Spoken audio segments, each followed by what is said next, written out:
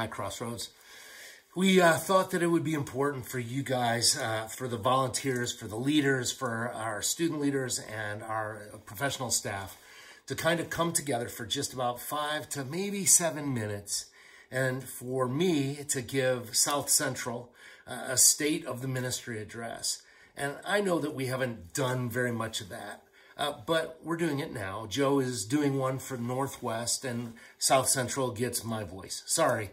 But here's what I wanted to share with you. As far as the state of the ministry goes, we're doing well. We're doing well in terms of stepping into whatever is demanded of us to do what we all signed on for at the very beginning of the school year. Now, we didn't sign on for a coronavirus, and we didn't sign on for the additional technological struggles or knowing what we're supposed to do, but we did sign into the lives of students at the very beginning. And I want to challenge you right at the beginning, please just give us these next couple minutes to engage. And I want you to prayerfully consider what I'm going to share with you. That although it's difficult, more difficult maybe to get on a Zoom call or to call your kid or to write another letter or to actually do a house visit, and maybe they're not as receptive, maybe your kids aren't really into this, I want to challenge you that when we made the commitment to this year, we committed to just spending 5 hours a week to connect with our students, to connect with kids. Some of you would say, you know, my kids aren't a part of this. They're not really answering my calls. They're not really answering and here's my question. Is that because we feel entitled to the names given to us at the beginning of the year? That's a hard thing to say. It's probably hard to hear, but maybe we anticipated greater success. And now, in the middle of this coronavirus, there's no guarantee of any success. So my question is this: was the commitment contingent on a certain amount of feedback and success? Just an honest question. Our ministry depends on you. It relies on your connecting to students. Frankly speaking, I don't know if you knew this, but we have written over 1,600 handwritten letters. You have received some of those. At least that. We've touched base with kids on phone calls. We've tried to communicate to every staff member, and we're going to continue to do that. And I want to ask, can you do that too? In thought, I wanted to share just 2 verses, and then I want to speak to our current reality, which is technologically challenging, right? And it's hardly as rewarding. It's not as personal. It's easy to get out of the rhythm. And I'm like that too. I'm out of the rhythm of my normal life. Days that I used to just count on and walk through, I don't do that anymore. I'm a little lost. So let me read a couple verses. A verse that I shared with the professional staff just a couple days ago says this in Psalm chapter 25, verse 4 and 5. It says, "Show me your ways, O Lord. Teach me your paths." Teach me your paths. Teach me the way you want me to walk. And then it says this in verse 5, "Guide me in your truth and teach me." This is a time, and I've spoken this to our adult staff, and I've spoken this to you if we've talked on the phone. I know that Dawn has done that too. But this is a time for us to learn. It's an opportunity for us to sharpen our focus, and I want you to hear this. The professional staff is working harder than they ever have to sharpen their focus, to be more effective in personal ministry, not just technological ministry, because that's not the answer. That's not going to carry us to the next generation. This is a stopgap.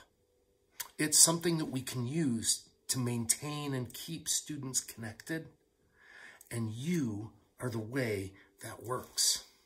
There isn't a plan B. I can't ask my staff to call all 500 students that have come through the doors, or all we will do is make phone call on phone call. But you calling 5, that still makes sense, right? The Bible says that we're to learn, we're to be taught, and then it says this: "You are the God of my salvation. All day long I wait for you. I wait for you to teach me." The second passage is in 1 Chronicles chapter 12, and it says this: "From the tribe of Issachar." What's going on is they're counting the tribes, and they're saying what they do best. From the tribe of Issachar, there were certain men who, understanding the times, knew what Israel should do. We're praying for that kind of wisdom right now. I'm going to just say that part of the hard, difficult push here is we're out of rhythm. I was just talking to Joe and we realized we missed a director's meeting. Now we're talking every day, but we missed our formula director's meeting. And because of that, there were certain things that we usually talk about that we didn't talk about this week. And so I had to call him and I'd say, man, we gotta straighten this out. I mean, we gotta figure out how we're doing it. This is on me as a leader. I don't know how I dropped that ball. And there are other things that we've had to put on the back burner. Some of you guys, I'm gonna tell you, your students are popping in and out of Zoom calls and you're not there. And if you're not there, they're not staying. It's been a reality. In fact, we can track that if you as a volunteer leader aren't there, then most often your students aren't there. And you might say, well, my kids wouldn't come even if I was there. And I'll tell you, again, maybe one would be, maybe one. Our commitment was to the 5 hours, and I want to just challenge that and push on that.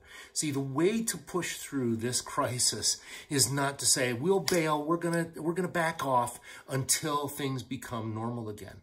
Look, there's no guarantee that they'll ever be more normal.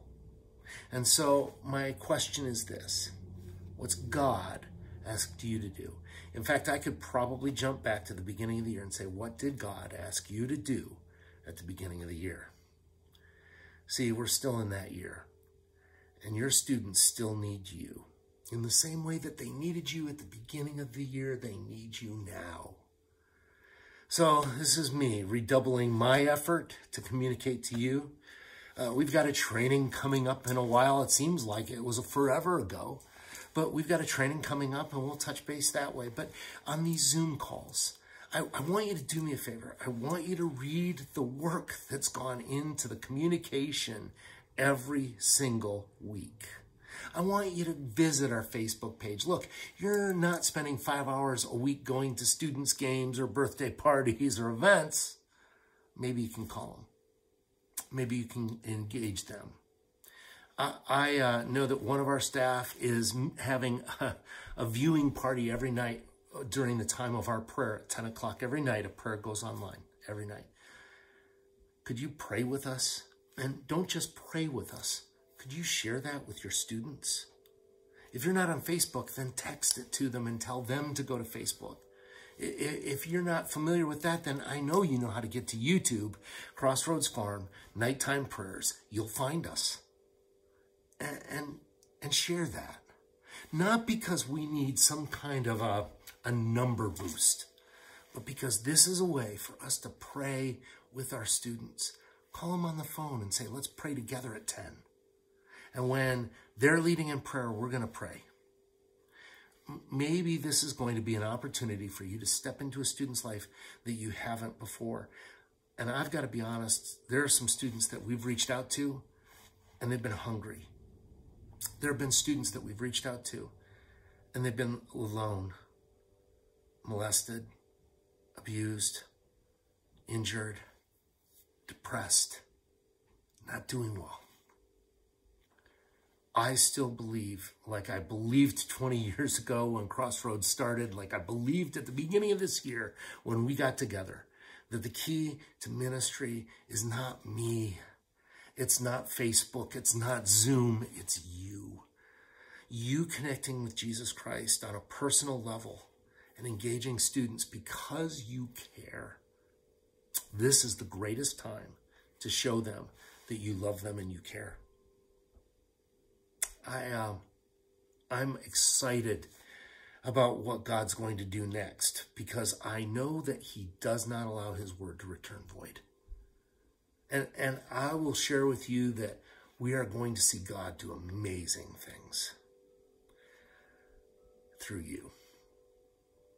So let's step into that gap together this week. And thanks for watching. I know, it's terrible, isn't it? At least I didn't sing to you. That's okay.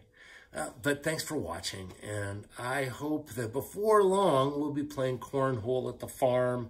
I will promise you this, we've already made the promise, there'll be a Crossroads Farm bonus night when we can get together safely, and we know that we can do that. We will be together, and we will make it a party. But until then, keep loving on your kids. Keep fulfilling that commitment you made at the very beginning. God bless you. I love you guys. I miss you guys. I wish we were together. We will be again. See you this week.